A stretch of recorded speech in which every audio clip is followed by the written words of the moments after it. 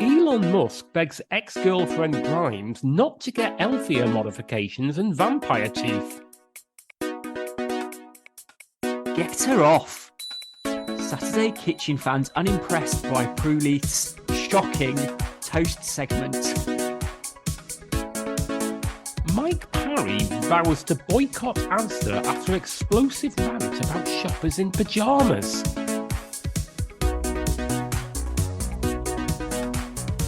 Hello and welcome to Barely Contained, the online celebrity journalism podcast that's unapologetically going for growth and I'm afraid doesn't recognise the premise of your question. I'm Matt Withers and the quarteng to my truss is Chris Beckett. Wow, what an honour. Thank you, Matt. Hey. Yeah, I don't know which way you should take that, but take that whichever way you will. Yeah, I mean, I'm gonna just ignore it and just carry on. Yes, much as our government are, am I right? Hashtag politics, hashtag satire. Oh, it's like working with Ben Elton. A little bit of politics. We're not here to talk about politics, Chris Beckett. We're here to talk about online celebrity journalism.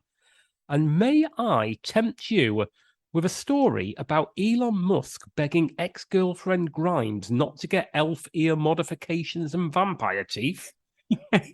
You certainly can. Well, you're in luck, because I have got a story from themirror.co.uk, and it's headlined, Elon Musk begs ex-girlfriend Grimes not to get elf ear modifications and vampire teeth. Oh, I mean, you can't tell exes what to do, firstly, Elon. Don't try and change anyone. No.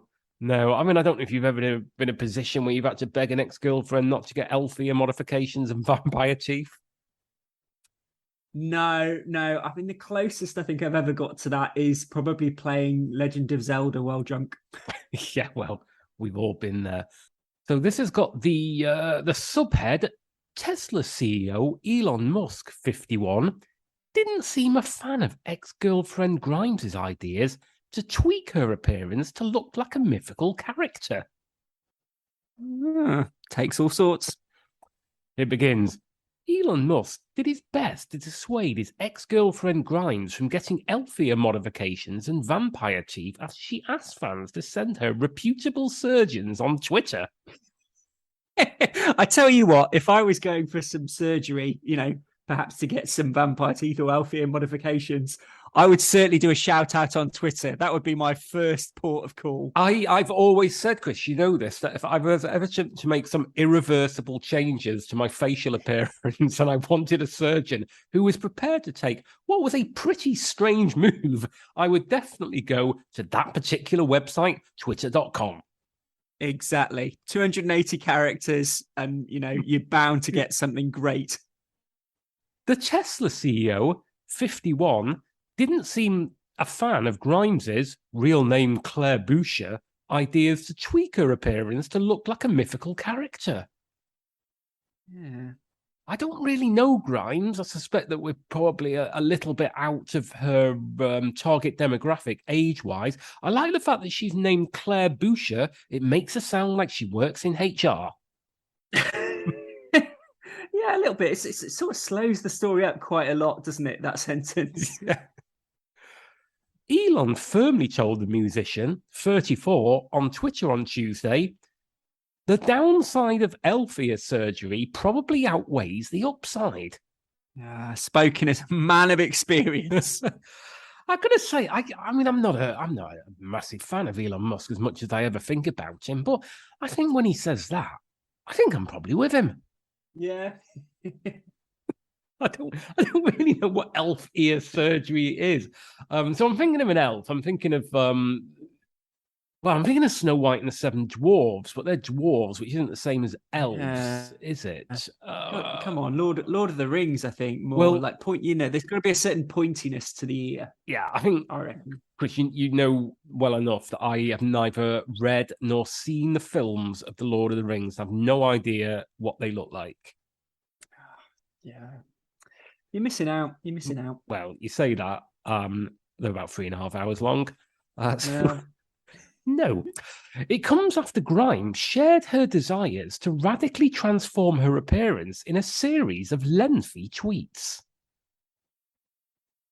She wrote, 2 years ago, I made an appointment with a great plastic surgeon. Thought I might want to change things up by my mid-30s, but then I forgot and never thought about what I should do.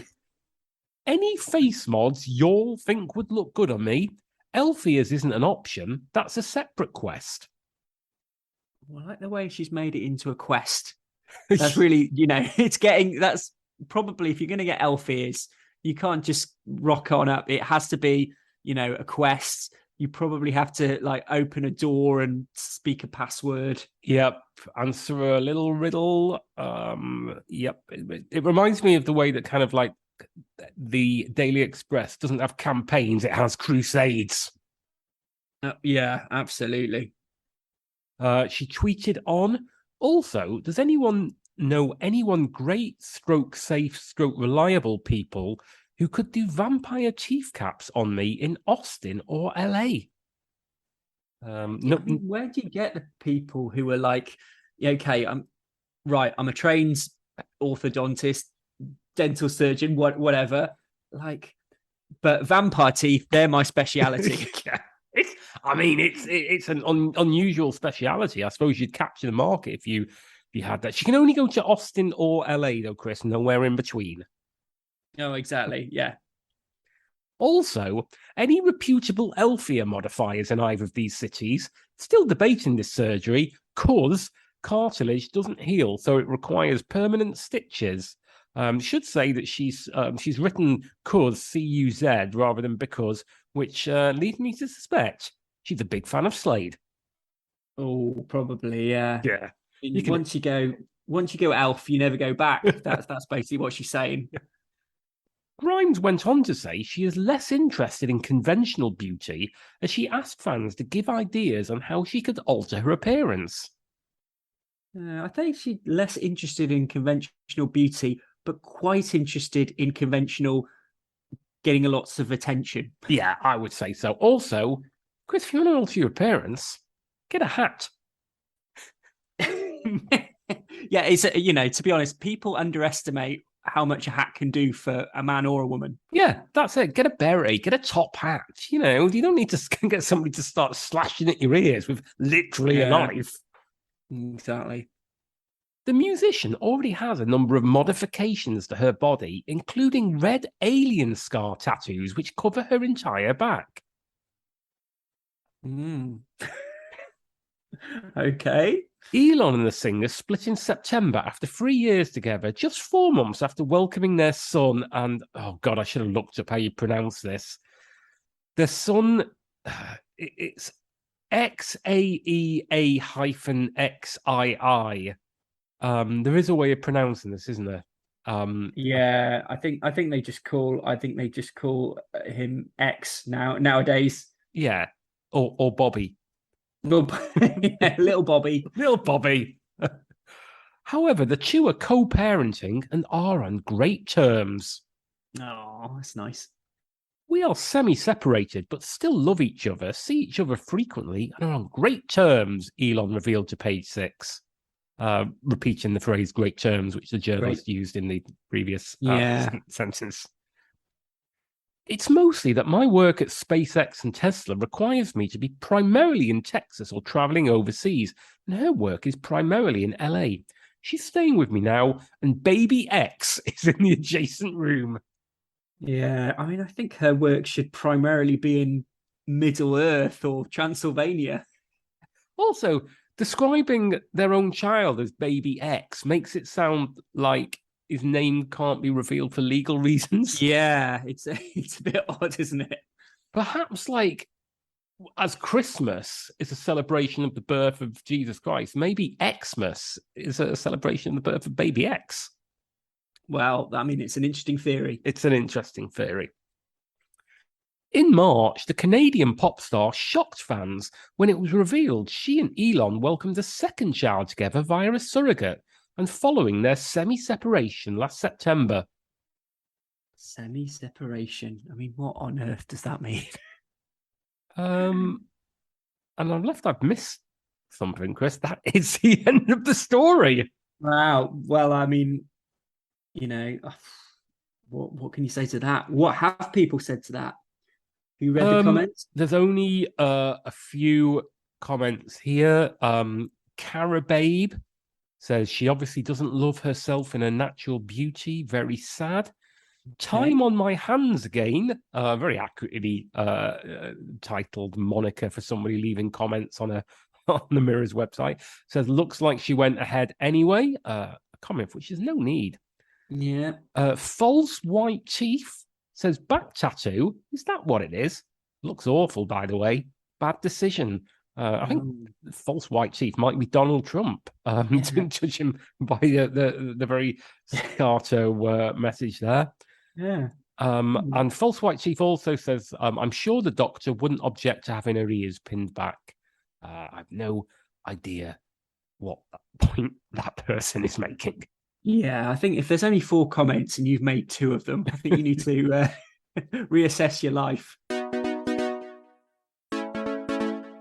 Now, Chris, I believe you've been taking a look at a story about Prue Leith. I have indeed. Yes. So this is in the Daily Express Online, and the headline, "Get Her Off. Saturday kitchen fans unimpressed by Prue Leith's," in quotes, "shocking toast segment." I'm intrigued. Now, the subhead goes, Saturday kitchen fans were left fuming with Great British Bake Off star Prue Leith, who showcased her recipes based on food she made with leftovers and toast during lockdown. Are you a fan of Saturday Kitchen? I don't think I've ever seen it. Okay. What about Prue? I don't have an opinion on her one way or the other. Do you? Fair enough. Yeah, she's all right. I see her on Bake Off occasionally. Yeah, I've never seen the Bake Off. No, so I don't. I can't. I'm vaguely aware of who she is, but no, I don't have any opinion on her. I think you need to watch some current television to keep your skin in the game. Unfortunately, Chris, what little time I have to watch television is spent by watching at least once a day the episode of Only Fools and Horses where they go to Miami. Right, well, fair enough. Time well spent. Saturday Kitchen host Matt Tebbett was joined by Bake Off judge Prue Leith, where she showcased her new book, Bliss on Toast. During her segment, she explained where the inspiration for the book came from, explaining she was fed up with throwing away leftovers. As she explained some of the recipes in the book, viewers were left wildly unimpressed with some of the food she was putting on top. Okay, I'm very excited to hear the kind of things that Prue Leith has been putting on toast that so annoyed the British public. Yes, let me stress again, not just unimpressed, Matt. Wildly unimpressed. Wildly. Kicking off her segment, Matt asked how he could help her, to which she simply stated, "You have to make toast." Yep. Really making use of a celebrated chef there. Wondering what her inspiration for the book was, Matt asked, "Now all of these are from your new book, Bliss on Toast. So tell us how the book came around." She explained, "Well, the thing is, over lockdown, I made an awful lot of food for 2, and it is so boring cooking for 2. Oh, so boring. So boring. And then I would cook too much, of course. So then I would have all these leftovers, and I am too mean to throw away leftovers." Well, why is she cooking too much? She's useless, isn't she? She's a terrible cook. She's just got no sense of portion management. Yeah. So, of course, they all ended up on toast. And I really, by the time I'd gone through 2 years of this, I was really good at it. She's really good at the act of putting things onto toast. I think we can all do that, can't we? Like, get the things and put the things onto the toasted bread. Yeah, I mean, it's not the toughest bit of culinary skills. Prue also managed to get herself flustered with the oven top and had to ask Matt twice to help turn it on and off. This woman's an absolute charlatan. She can't even turn an oven on. I mean, come on. It's ridiculous. As the recipes came together, Prue gave a brief explanation of what each topping consisted of, explaining, "This is wholemeal bread with potted shrimps and pickled fennel." Then this is my favourite, which is just stir-fried and a burrata, and it is sitting on toast with tapenade. Yep, it's just stir-fried kale with a little bit of chili and coriander and a burrata. It's sitting on toast with tapenade. Just doing a lot of work there. Threw together. Yeah. And this one, I don't think I know what tapenade is. It's just spread, isn't it? I think. It's a sort of posh way of saying spread. Okay, like at Lurpak. Yeah, pretty much. With a little olives often. Yeah, the like little man playing a trumpet. Yeah. And this is the answer to the 80s pineapple thing. It is just a slab of ham grilled in a salsa made of pineapple and chili. Oh, thank God for that. I don't know about you, Chris. I don't know what to do with my leftover pineapple. God, the 80s pineapple thing. So it suggests like pineapple suddenly popping up everywhere. Miami Vice, guest star, pineapple. I suppose it did play a major role in what many people would call the song of the 80s, Agadoo by Black Lace. You had to push pineapples, didn't you? Wow. I wonder if would you have any anecdote relating to Agadoo? I'm afraid not.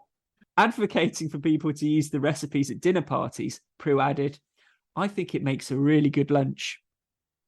And if you have friends around, it is just more relaxing than a dinner party where you have to worry about the formality." Yep. Invite people round and then say, right, you're all getting toast. You're all getting toast. See how long they stay. Viewers watching the show from their home were outraged at the toppings and took to their Twitter accounts to express their thoughts. I bet they did. At Kiz_blockheads fumed, "This woman doesn't know how to cook. Get her off the telly." #Saturday Kitchen. Well, I mean, I'm with Kiz_blockheads. I'm glad that even through her blinding rage, she still remembered the hashtag. At Sebastian Tomcat sarcastically wrote, "Inspirational. I'm going to make a cheese on toast with brown sauce on top in a bit." #Saturday Kitchen. Lowest form of wit, Sebastian Tomcat. I mean, to be honest, it is the journalist's opinion. I mean, unless there's some sarcastic emoji that he added, he could have been genuine. I don't know how you would sum up sarcasm in an emoji. No. Well, no, I think there is a sort of, sort of strokes chin, quizzing eye kind of glance. Yeah. At CB_038 asked, "Who has potted shrimp and lavender oil during a cost of living squeeze? Get real, utter middle class shite." #Saturday Kitchen. Wow. I mean, that's really going out there. Tube_screamer teased, "Had to check my calendar to make sure it really is the 1st of October and not the 1st of April. #Saturday Kitchen. Do you think that Tube_screamer literally had to check their calendar to make sure it wasn't the 1st of April? Because that'd be terrible. If it was the 1st of October and you're thinking, I think it might be the 1st of April. And then you've completely forgotten all the months in between. That would be one where you probably should, contact your GP on that one.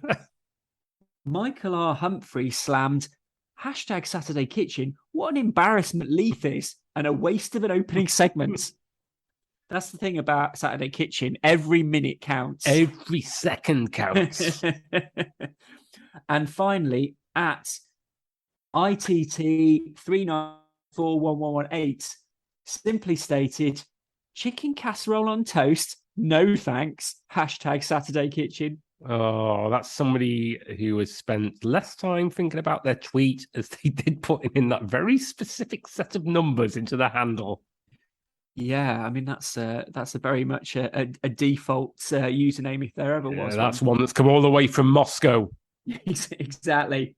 So that's the way they get to us, through Saturday Kitchen. First, Putin goes for Kyiv, and then he goes for Leith. Exactly. Once you lose faith in Leith, people are hanging by a thread. Trust in Leith is important.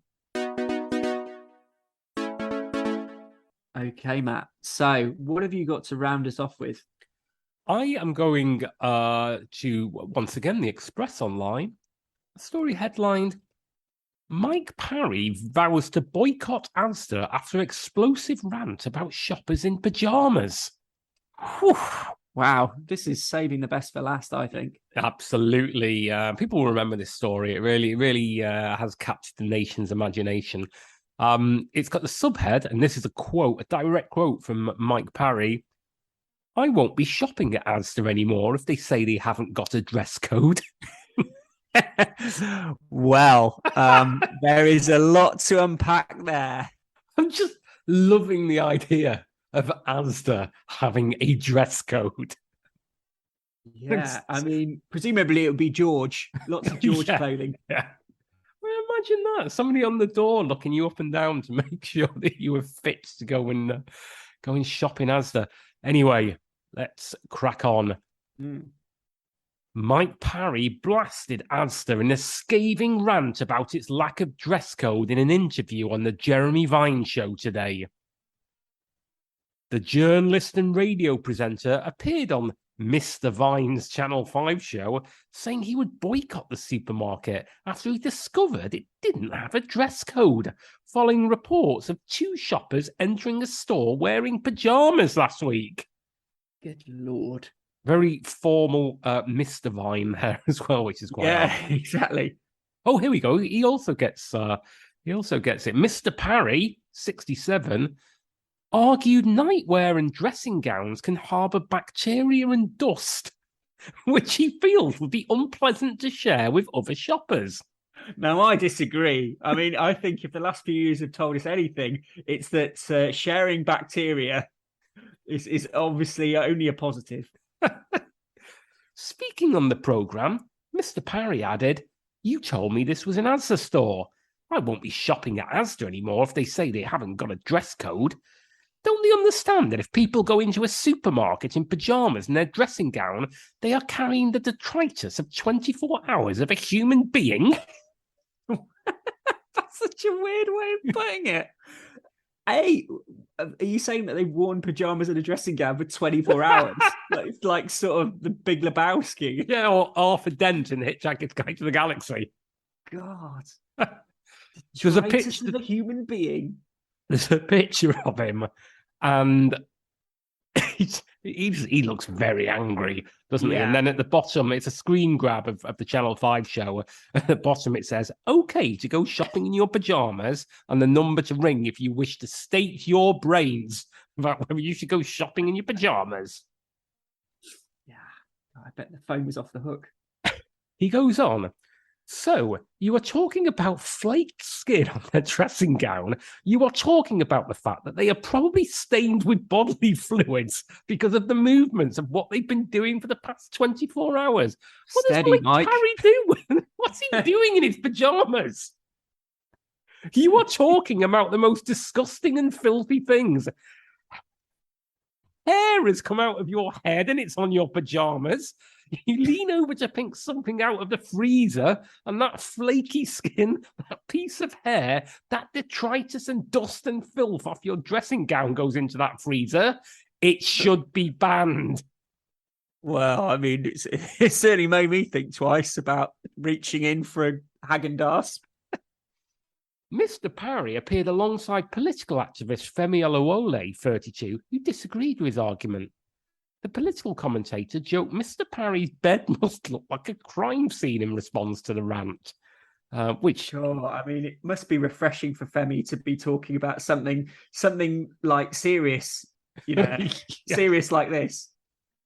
Yeah, listeners who don't know, Femi Olawole is a man who spends 24 hours a day on Twitter saying that we need to immediately rejoin the EU, which is not a question for this particular podcast. I would simply say, impractical.